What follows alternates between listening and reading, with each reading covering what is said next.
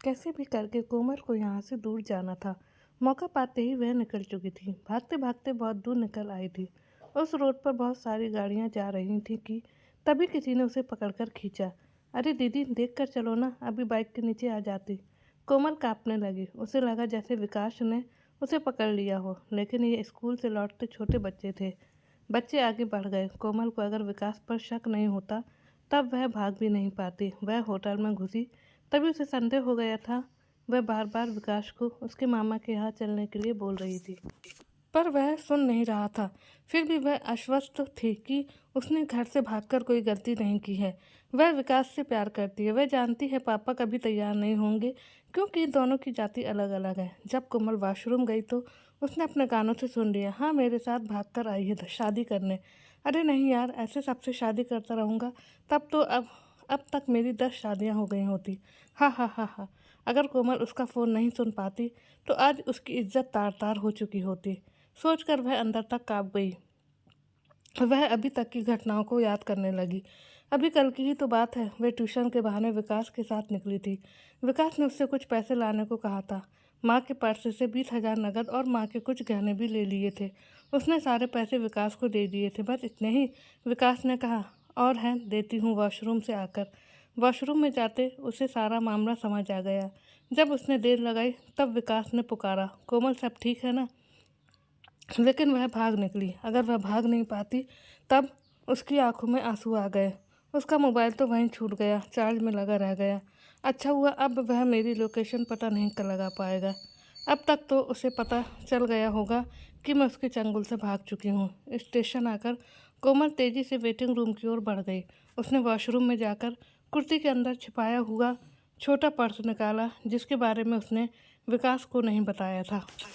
उसमें माँ के कुछ जेवरों के साथ 1,000 रुपये थे। कितनी गंदी औलाद है वह। अपने माँ बाप की इज्जत की थोड़ी भी परवाह नहीं की। क्या हाल हो रहा होगा उन लोगों का। पापा और माँ का सोच वह फूट फूट कर रोने लगी। जब मन शांत हो गया तब सोचने लगी कि कहीं विकास उसे स्टेशन ढूंढने न चला आए। कोमल ने दुपट्टे से अपने पूरे मुंह को कवर कर लिया कि कहीं कोई पहचान वाला ना मिल जाए। उसने लखनऊ की टिकट ली और ट्रेन में बैठ गई। बैठने के बाद उसे घर की यादें सताने लगी। जब वह घर जाएगी तो क्या होगा अगर माँ पापा ने घर के अंदर घुसने नहीं दिया तब। वह सोच में थी, तभी बगल की सीट पर एक सज्जन आकर बैठे। वह लगातार कोमल को देख रहे थे। कोमल की रोती आंखों को देखकर उनको कुछ शंका हो रही थी। कोमल कोशिश कर रही थी कि वह सामान रहे, पर मन की चिंताएं, परेशानियां उसे सामान नहीं रहने दे रही थी। घर से भागना, माँ बाप की बेइज्जती, विश्वास को ठेस पहुंचाना, सब उसे और परेशान कर रहे थे। उन सज्जन से नहीं रहा गया तो उन्होंने उसके सिर पर प्यार से हाथ फेरते हुए कहा, बेटी तुमने किसी को खो दिया है। वह कुछ नहीं बोली, पर रोना जारी था। मुझे लगता है बेटा तुमसे कोई बहुत बड़ी गलती हो गई है। कोमल ने बड़े अचरज से उनको देखा कि ये आदमी है या कोई देवदूत। मन की बात इन्हें कैसे पता चल गई। देखो रो मत, शांत होकर मुझे बताओ, शायद मैं मदद कर सकूं। कोमल बोझल बैठी थी। उसने धीरे धीरे सारी बातें बता दी। उसे कैसे विकास ने झूठे प्यार के जाल में फंसाया, फिर घर से भागने को उकसाया, पैसे मंगवाना। वह चुपचाप सुनते रहे। फिर पूछा, कहाँ रहती हो और कहाँ जा रही हो? मेरा घर लखनऊ में है, लेकिन मैं सीतापुर अपनी सहेली के यहाँ जा रही हूँ। घर क्यों नहीं? उस आदमी ने पूछा। किस मुंह से जाऊँ? टिकट लखनऊ का है, पर हिम्मत नहीं हो रही है। और वह रोने लगी। उन्होंने चुप रहने को कहा और बोले, सुनो, माँ बाप से बढ़कर माफ़ करने वाला कोई नहीं है। तुम सीधा अपने घर जाओ और सब सच सच बता दो। सच्चाई में बड़ी ताकत होती है। वह लोग तुम्हारे पछतावे को भी समझेंगे और माफ़ भी कर देंगे, और साथ ही सीने से भी लगाएंगे। और अपने आप को सुधार कर एक अच्छी बेटी बनकर उनका नाम रोशन करो। अंकल ने समझाया। देखो बेटी, कुदरत ने सभी को सोचने समझने की बराबर शक्ति दी है। जो लोग इसका सही उपयोग करते हैं वह हमेशा विजयी होते हैं। हाँ, हम सभी आखिर हैं तो मनुष्य ही ना, गलतियाँ भी हो जाती हैं, पर सही मनुष्य वही है जो अपनी गलतियों को समझे, माने और उनसे सबक ले, सच्चाई के साथ आगे बढ़े। कोमल फफक पड़ी। अच्छा, अब रोना बंद करो और कुछ अच्छी बात सोचो। ट्रेन से उतरने के बाद कोमल ने दोनों हाथ जोड़कर उनको नमस्ते किया। फिर 2 कदम आगे बढ़ी और वापस आकर उसने अंकल के पैर छू लिया। दोनों की आंखें भर आईं। उन्होंने कोमल के सिर पर हाथ रखकर रुंधे गले से आशीर्वाद दिया, कुदरत तुम्हें सही राह दिखाए। और फिर बिना देखे आगे बढ़ गए। कोमल उस देव पुरुष को भीगी आंखों से जाते देखती रही। अब असली परीक्षा थी। वह घर से संपर्क करे। अगर उन लोगों ने उसे घर में घुसने न दिया तब पहले बात करते हैं, पता चल जाएगा वह घर जा सकती है या नहीं। वह माँ को मोबाइल लगाने लगी। लंबी रिंग बजी पर किसी ने फ़ोन नहीं उठाया। वैसे भी माँ अपरिचित का फ़ोन नहीं उठाती। माँ को लगातार फ़ोन लगाएंगे तभी उनको शक होगा, सोचकर वह लगातार फ़ोन मिलाने लगी। इस बार किसी ने कॉल उठाया। हेलो हेलो, कोमल से सकने लगी। कोमल तुम हो? बोलो बेटा, कहाँ से फ़ोन कर रही हो? रो मत बेटा, तुम ठीक हो ना? फ़ोन पापा ने उठाया था। कोमल रोती जा रही थी। तभी माँ की आवाज़ आई। कैसी हो बेटी, कहाँ से बोल रही हो? बताओ, हम सभी बहुत परेशान हैं। किसी मुश्किल में तो नहीं हो ना? बोलो ना बेटी, तुम ठीक हो ना? कोमल को अपने लिए बेटा या बेटी शब्द की आशा नहीं थी। वह रो रो कर बोलने लगी। माँ, मैं कोमल लखनऊ स्टेशन से बोल रही हूँ। आगे वह बोल नहीं पाई। तुम स्टेशन पर रहो, वहीं पास में मंदिर है, वहीं पर रुको, हम लोग आ रहे हैं। वहीं रहना बेटा, कहीं मत जाना, बस हम आ रहे हैं। माँ के भीगे स्वर कोमल के आहत मन को चीरते चले गए। वह मंदिर के पास चुपचाप बैठ गई। उसने अपना मुंह ढक लिया था। शहर उसका था, कोई भी पहचान सकता था। करीब 20 मिनट के भीतर उसे माँ सरस्वती व पापा नारायण दिखे। दोनों के चेहरे का रंग गायब था। कोमल को अपनी गलती और अपने माता पिता की दशा देखकर फिर रोना आ गया। वह माँ से लिपटकर फूट फूट कर रो पड़ी। कोमल के माता पिता ने उसे संभालते हुए गाड़ी में बैठाया। एक और माँ दृढ़ता के साथ हाथ पकड़ कार में बैठी। दूसरी ओर पापा ने उसके हाथ को बड़ी कठोरता से पकड़ रखा था, जैसे कहना चाहते हो कि हम हमेशा तुम्हारे साथ हैं, तुमको प्यार करते हैं, कभी भी चाहे जो भी परिस्थिति हो साथ नहीं छोड़ सकते। माँ कभी आंसू पोंछती, कभी चुन्नी संभालती, तो कभी बड़े प्यार से हवा से झूलते बालों को चेहरे से हटा रही थी। दोनों के बीच में बैठी कोमल किसी डरी सहमी हुई बच्ची की तरह रोती सिसकती चली जा रही थी। घर पहुंचकर कोमल सीधे अपने कमरे में जाकर दीवार से लगकर दहाड़ मार मार कर रोने लगी। माँ चुप कराने को आगे बढ़ने लगी। तब नारायण जी ने कहा, उसे रो लेने दो। घर में सब लोग सामान होने की कोशिश कर रहे थे। कोमल के लिए ये बड़ा मुश्किल लग रहा था, पर घर वालों का साहस उसका हौसला बढ़ा रहा था। कोमल वक्त की मारी खुद को कैसे इतनी जल्दी माफ़ कर दे। अभी तक किसी ने भी, यहाँ तक कि उसके छोटे भाई अमन ने भी कुछ नहीं पूछा। शायद पापा की हिदायत होगी। खाना खाते वक्त उसने माँ से अपने पास सोने का आग्रह किया। तब उन्होंने कहा, हाँ बेटा, वैसे भी मैं तुम्हारे साथ ही सोने वाली थी। कोमल समझ गई, आज माँ उससे सारी बातें जानना चाहती है। ठीक है, वह सब सच सच बता देगी, कुछ भी नहीं छुपाएगी। मगर ऐसा कुछ भी नहीं हुआ। माँ चुपचाप सो गई, जैसे कुछ हुआ ही नहीं। कोमल के लिए ये सब असहनीय हो रहा था। सब लोग उसे एक बार भी डांट क्यों नहीं रहे थे, न फटकार लगा रहे हैं। ऐसे माता पिता के लिए उसने कितनी घृणित बात सोची, कैसे कि घर में घुसने नहीं देंगे। कोमल की नींद उड़ गई थी। वह सारी बातें बताकर मन हल्का करना चाहती थी। सबकी खामोशी उसके मन को जला रही थी। उसके पास तो अब नाराज़गी या रूठने का हक भी नहीं था। मन को चैन नहीं आ रहा था। उसने सोच लिया, यदि माँ उससे कुछ भी जानना चाहेगी तब तो ठीक है, वरना वह स्वयं ही उन्हें सब कुछ बता देगी। उसने निश्चय कर लिया, पापा के ऑफिस जाते वह माँ से बात करेगी। अमन भी स्कूल जा चुका था। चाय लेकर वह अपने कमरे में आकर पढ़ने की टेबल को ठीक करने लगी। पता नहीं आगे पढ़ पाएगी या नहीं। सभी लोग उस पर इतनी जल्दी विश्वास नहीं कर सकते हैं, कहीं कॉलेज के नाम ही न कटवा दे। तभी सरस्वती जी कमरे में आई और टेबल के पास खड़ी हो बोली, क्या कर रही हो कोमल? कुछ नहीं माँ। माँ, हमें तुमसे कुछ बात करनी। हाँ बोल। माँ के पैर पकड़ बोली, मुझे माफ़ कर दो माँ, मुझे तो बहुत बड़ी भूल हो गई, मैं बहुत पछतावे में हूँ। माँ, मैं बहकावे में आ गई थी और वह फूट फूट कर रो रही थी। कोमल, इधर देखो, अपना सिर उठाओ और बताओ क्या हुआ। देखो, सब सच सच बताना। घर की इज्जत तो रही नहीं, अपनी इज्जत भी गवा आई। सरस्वती जी कठोरता से बोले, नहीं माँ, मैं घर से भागी जरूर थी, पर मुझे अपने मान पर पूरा ख्याल था माँ। तुम लोगों के आशीर्वाद से मैं बच गई माँ। तुम लोग एक रात नहीं। नहीं माँ, कोमल बीच में बात काट कर बोली, जिस दिन गए उस दिन रात ट्रेन में थे। पर मेरा विश्वास करो माँ, मैं सच बोल रही हूँ। वह बोला कि दिल्ली में उसके मामा रहते हैं जो शादी करवा देंगे, लेकिन जब वह मामा के घर न ले जाकर एक होटल में ले गया, उसी समय मैं समझ गई कि वह झूठा है। मैंने उस पर विश्वास कर भूल कर दी है। फिर मैं चालाकी से भाग निकली। माँ, तुम मुझे डांटो मारो, मैंने काम ही ऐसा किया है, पर एक नादान समझकर माफ़ कर दो माँ, प्लीज़। बस माँ, एक बार। कोमल रोती जा रही थी। माँ, विकास बोला था कि वह IAS के मेंस में आ गया है और उसके पापा उसकी शादी अपने दोस्त की बेटी से ज़बरदस्ती करवाना चाहते हैं। वो तरह तरह के झूठ बोलकर मुझे पागल बना दिया। ना मैं कुछ सोच पाई ना समझ पाई। बस 3 महीने में तुझे इतना विश्वास हो गया कि मैंने घर से पैर पैर घर से निकाल दिए और जिन माँ बाप के साथ इतने साल रही उनसे एक बार भी पूछना जरूरी नहीं समझा। तुम जो भी सज़ा देना चाहती हो दे दो, पर मुझे माफ़ कर दो माँ। और वह माँ से लिपट कर रोने लगी। मैं क्या सज़ा दूँ तुझे? तुझे जो भी सज़ा देंगे उसका दर्द भी तो हम ही को होगा। तुम मेरी देह का अंश हो, काट कर नहीं फेंक सकते। सरस्वती जी का गला रुंध गया। हम लोगों की परवरिश पर अब सवाल तो लग ही गया है ना। कोमल के पास इसका कोई जवाब नहीं था। वह चुप रही। माँ का रोना उसके मन को आहत कर गया। सच में उसने बहुत भारी भूल कर दी। परिवार की इज्जत और उनके सम्मान को ठेस पहुंचाई। थोड़ी देर तक दोनों ही अपने हिस्से का दर्द लिए चुप बैठी रहीं। कोमल के लिए समय जैसे बीत नहीं रहा था। कपड़ों की अलमारी ठीक करने की नीयत से वह अलमारी के पास खड़ी हो गई। उसे पता लग गया कि अलमारी को अच्छे से खंगाला गया है। कमरे में बैठा अमन ध्यान से उसकी गतिविधियों को देख रहा था। आखिर उसने पूछ ही लिया, दीदी एक बात पूछूं? हाँ पूछो, क्या पूछना है? तुम अपने कॉलेज ग्रुप के साथ पिकनिक पर नहीं गई थी ना? हम लोगों से नाराज़ होकर कहीं चली गई थी। कोमल को जैसे झटका सा लगा। वह कपड़े ज़मीन में फेंक अमन की ओर दौड़ी और उससे लिपट कर रोने लगी। अमन 10वीं कक्षा में था। उसे घर के माहौल से कुछ अंदाज़ा हो रहा था कि दीदी के साथ कुछ तो गड़बड़ है।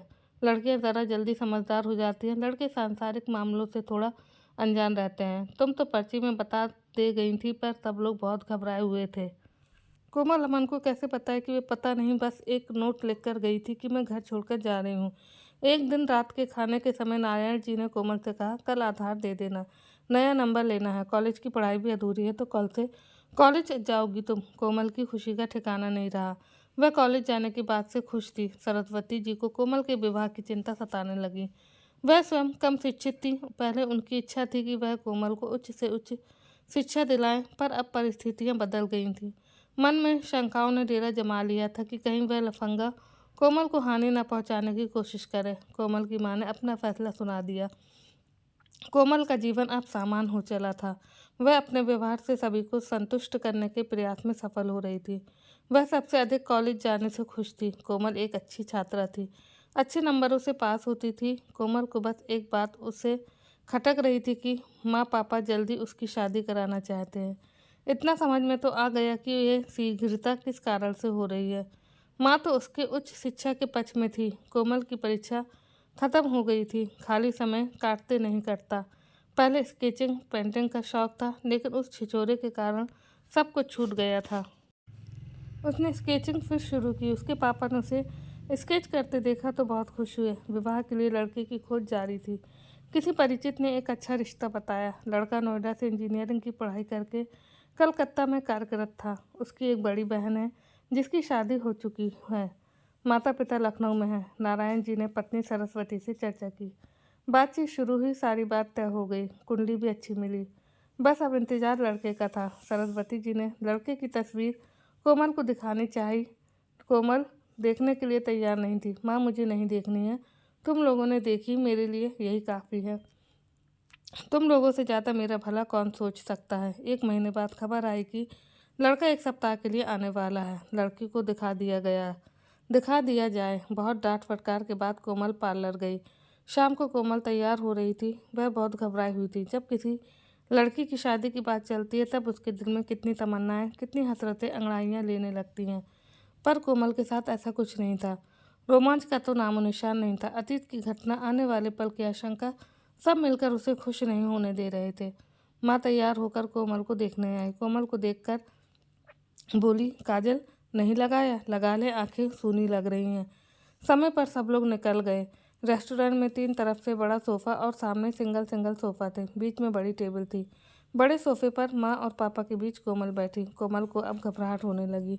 बोली, माँ डर लग रहा है। डरने की क्या बात है?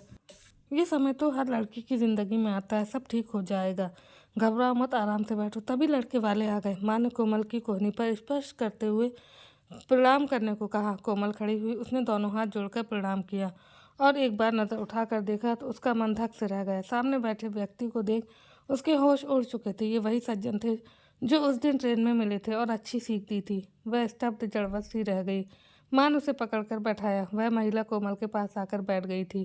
कोमल का हाथ थाम लिया। वह लगातार कोमल को निहार रही थी। फिर बोली, आपकी बेटी बड़ी प्यारी है। सरस्वती जी के होठों पर मुस्कान फैल गई। कोमल अभी तक काँप रही थी। तभी महिला ने पूछा, तुम पेंटिंग सीख रही हो? कोमल कुछ बोल नहीं सकी, बस सर हिलाकर स्वीकृति दे दी। लड़के का नाम विराज था, बेहद हैंडसम, स्मार्ट और हंसमुख। कोमल को लग रहा था अभी अंकल उठेंगे और कहेंगे, हमें अपने बेटे की शादी आपकी लड़की से नहीं करनी है, हम जा रहे हैं। तभी वह महिला बोली, विराज तुम अगर बात करना चाहते हो तो कर लो। हाँ हाँ जाओ, तुम लोग भी आपस में बातें कर लो। कोमल चुपचाप विराज के पीछे चल दी। आप पेंटिंग सीख रही हैं? कोमल ने सिर हिलाकर स्वीकार किया। बस दोनों के बीच बस औपचारिक बातें हुई। तभी माँ ने आवाज़ लगाई और दोनों वापस आ गए। नारायण जी ने बताया वह लोग रात में खबर करेंगे। गाड़ी में सभी बहुत खुश लग रहे थे। माँ ने कहा, परिवार तो अच्छा है, स्वभाव भी ठीक लगा। लड़के की माँ खूब बातें करती है। कोमल ने भी ये नोट किया कि वह लगातार बात कर रही थी। सभी लोग खुश थे, पर कोमल का मन आशंकाओं से घिरा था। एक हलचल मची थी कि सत्य बड़ा कठोर भी होता है। उसे अब सारी बातें माँ पापा को बतानी पड़ेंगी। उनके मन में आशा के लड्डू फूट रहे हैं। कहीं वे टूट गए तब परिणाम बहुत दुखद होगा। रात में सरस्वती खाना बनाने गई तो कोमल वहां जा पहुंची और ट्रेन की सारी बातें बता दी। माँ सोच में पड़ गई कि अब क्या होगा। राह दिखाना और बहू बनाना दोनों में बहुत फर्क है। जमाना कितना भी आगे चला जाए, पर कोई भी सभ्य परिवार जानबूझकर एक भागी हुई लड़की से अपने बेटे की शादी नहीं करेगा। अब तो तय है कि उधर से ना ही होगा। ये बात कोमल के पापा को जल्दी बतानी होगी। ये सोचकर वह अपने कमरे में चली गई। देखा तो नारायण जी फोन पर बात कर रहे थे। नारायण जी का चेहरा बता रहा था सब कुशल मंगल है। वह अपनी पत्नी की ओर लपके। उन्होंने सरस्वती जी के दोनों कंधे पकड़कर खुश होकर कहा, हमारी बेटी का ब्याह पक्का हो गया। मोहन जी कोमल से ट्रेन में मिल चुके। ये बात उन्होंने कोमल के पापा को नहीं बताई। सरस्वती जी ने ब्याह पक्का होने की बात कोमल को बताई। कोमल का हृदय मोहन जी अंकल के लिए श्रद्धा से भर गया। सरस्वती ने अपनी होने वाली समधिन को बधाई देने के लिए फ़ोन किया। तब कोमल की सास ने कोमल का मोबाइल नंबर मांग लिया। नंबर देने के दूसरे दिन विराज का फ़ोन आ गया। वह 2 दिनों के लिए कलकत्ता किसी ज़रूरी काम से जा रहा है। जाने के पहले शाम को कोमल से मिलना चाहता है। कोमल सोचने लगी, अंकल ने शादी पक्की कर दी। क्या सच में उन्होंने अपने लड़के को नहीं बताया होगा? ऐसा हो सकता है क्या? कहीं ऐसा तो नहीं कि देवराज को सब पता हो? वह कोमल के मुंह से सुनना चाहता है। उसका अतीत उसके जीवन का नासूर बन चुका है। कोमल चाहे ना चाहे उससे भाग नहीं सकती है। क्या करे, जिंदगी सामने खड़ी पुकार रही है, बस जाकर थाम लेना है। वह जहाँ भी जाएगी ये सारी चीज़ें उसके साथ साथ चलेंगी। चुप रहकर और आगे बढ़कर जिंदगी को गले लगा ले, अथवा जो भी हुआ उसे विराज को बता दे। अचानक उसके दिमाग में एक ख्याल का कौंधा, कहीं ऐसा तो नहीं विराज को अंकल ने सब बता दिया हो। वे दोनों कोमल को परखना चाहते हों कि ये लड़की कितनी अच्छी है। समय की झंझावात ने कोमल को मजबूत और समझदार बना दिया है। उसने अपने कैनवास पर जो मैला कुचैला रंग थोपा था उसे ही तो मिटाना होगा। विराज से मिलने के लिए कोमल अलमारी के पास जा खड़ी हुई। क्या पहना जाए, ये भी एक चिंता का विषय था। तभी उसे अपनी क्लासमेट की याद आई। वह हाथ की रेखा देखती थी। सारी लड़कियां हाथ दिखाती भी थीं और उसका मजाक भी बनाती थीं। उसने कोमल को बताया था जब भी वह मुश्किल हालात में हो तब पिंक कपड़े को पहने। कोमल को ये सब बकवास लगता था, पर आज मन हो रहा था उसके कहे को एक बार आजमाया जाए। उसने अलमारी से अपनी पसंद का एक पिंक कुर्ता निकाल लिया। कोमल जब पहुंची तब देखा कि विराज उसका वेट कर रहा था। उसने वेटर को इशारे से बुलाया। विराज रोज के फूलों का गुलदस्ता लेकर आया था। कोमल के हाथों में दिया। कोमल ने मुस्कुराते हुए थैंक्स कहा और फिर दोनों बैठ गए। विराज ने खुश होकर कहा, क्या खाना है? आप जो भी मंगा लें। विराज ने वेटर को बुलाकर ऑर्डर दिया। कोमल को अपनी बात बताने की जल्दी मची थी। आज आप बहुत सुंदर लग रही हैं, विराज ने कहा। अब आप नाराज़ ना हो जाना, मैं फ्लर्ट करने की कोशिश नहीं कर रहा। दरअसल आपका पर पिंक रंग बहुत सूट कर रहा है। नहीं, मुझे तो खुशी हो रही, कोमल ने चंचलता से जवाब दिया। Smart answer. विराज का चुलबुलापन कोमल को अच्छा लग रहा था। काश ये वक्त यहीं रुक जाता। तभी विराज ने कहा, मुझे 2 दिन के लिए कलकत्ता जाना है। सोच रहा था उसके बाद ऑफिस ज्वाइन कर लूँ, इसलिए मिलना चाहता था, पर पापा कह रहे हैं परसों के बाद का दिन अच्छा है, सगाई करके जाओ। सगाई? कोमल का दिल जोर से धड़का। मैंने कहा दिसंबर में आकर कर लेंगे, तब नाराज़ हो गए। इस कारण मुझे अब दोबारा वापस आना होगा। कोमल बोलने को तड़प रही थी। उसने अपना मन कड़ा किया और विराज से बोली, मुझे आपसे कुछ बातें करनी है। बोलिए ना, तभी से मैं ही बोले जा रहा हूँ। कोमल धीरे धीरे सारी बातें बताने लगी। बीच बीच में वह विराज को देखती भी जा रही थी। उसका चेहरा सख्त होता जा रहा था। विराज से मुलाकात रोज विकास से मुलाकात, रोज क्लास बंक करके कॉलेज के पास में मिलना, घर से पैसे चोरी कर भागना और फिर उसके धोखे का पता लगने पर वापस घर सकुशल लौट आना। उसने मोहन जी अंकल से मिलने की बात नहीं बताई। विराज के चेहरे के भाव प्रति पल बदल रहे थे। उसने वेटर से बिल लाने को कहा। कोमल समझ गई सब खत्म हो गया। ऐसा जीवन साथी उसे कहाँ मिलेगा। वेटर ने बिल लाकर दिया। विराज ने बिना कुछ बोले उसमें पैसे रखे। कोमल गिलानी से भरी तिल मिलाकर खड़ी हो गई, जिसके कारण वह लड़खड़ा गई। विराज ने झट से उसे सहारा देकर थाम लिया। कोमल रो रही थी। विराज के स्पर्श से वह और विचलित हो गई। उसकी हिचकियां बंध गईं। विराज ने उसे दोनों हाथों में थाम कर कहा, कोमल इधर देखो। कोमल रोती जा रही थी। उसने देखा विराज ने उसके आंसुओं को अपनी हथेली पर समेट लिया और बोला, ऐसा स्पष्ट मन और सच्चा साथी मुझे कहाँ मिलेगा। ये सुनकर कोमल विराज के सीने से लगकर फूट फूट कर रो पड़ी। उसका पिंक कैनवास इंद्रधनुषी रंगों से रंगीन हो गया था। सच के फूल खिलखिला उठे। एक हफ्ते बाद दोनों की सगाई हो गई। दोनों परिवार एक दूसरे को मिठाई खिला रहे थे। कोमल ने एक नज़र अपने होने वाले ससुर मोहन अंकल की तरफ डाली तो वह मुस्कुरा रहे थे और दोनों हाथ आशीर्वाद की मुद्रा में उठा रहे थे। कोमल की आंखों में आंसू खुशी के आ गए। तो कहानी यहीं समाप्त होती है आज।